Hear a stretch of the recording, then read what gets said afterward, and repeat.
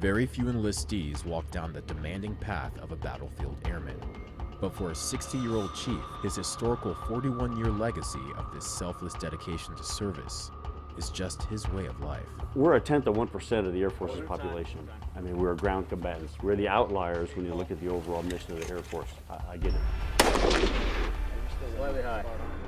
All right, come on out. We have a very specific task, and that is to kill the enemy, destroy his ability to fight, save American lives, and bring them home reunited with their families.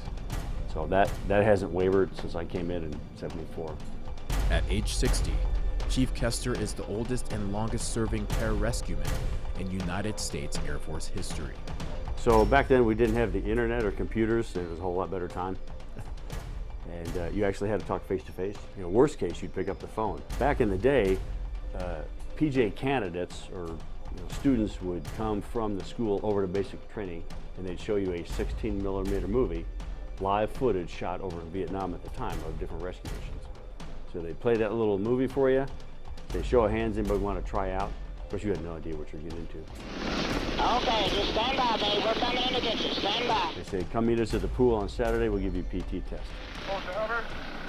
Hold your hover. And I came in with the intention to be a jet engine mechanic for 4 years, and that was it. And I don't know what happened along the way, but here I am.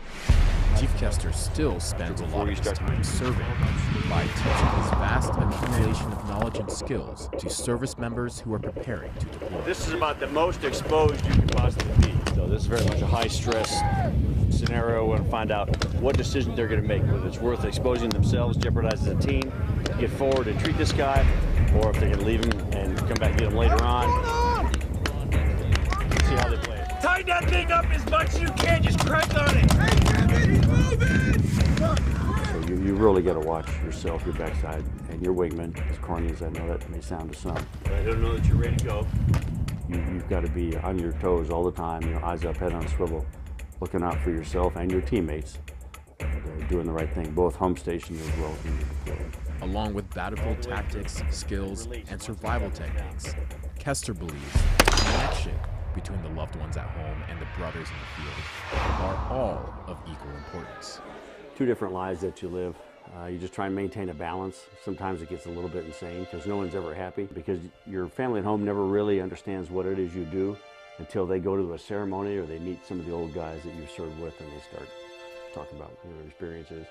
And then there's the guys that you work with who really don't have a grasp of what it is like to be a family man or a grandfather in my case. Most of the guys, the airmen that I deployed with, were younger than all of my kids.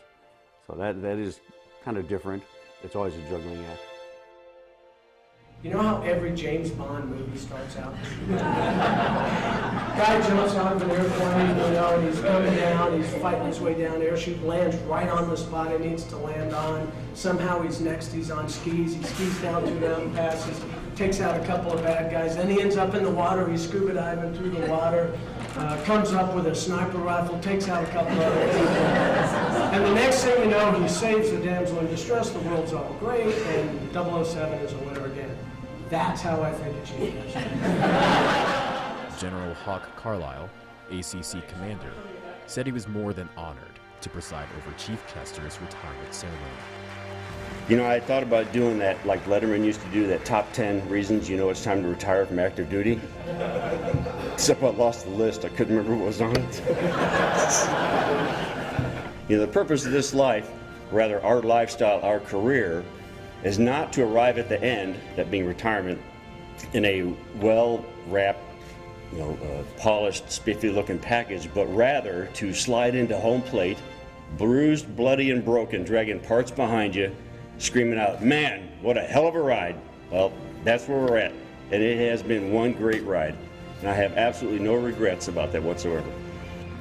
We are still here for that very same reason, and Battlefield Airmen do it best. No question about it. From Nellis Air Force Base, Nevada, I'm Airman First Class Mychal Fox.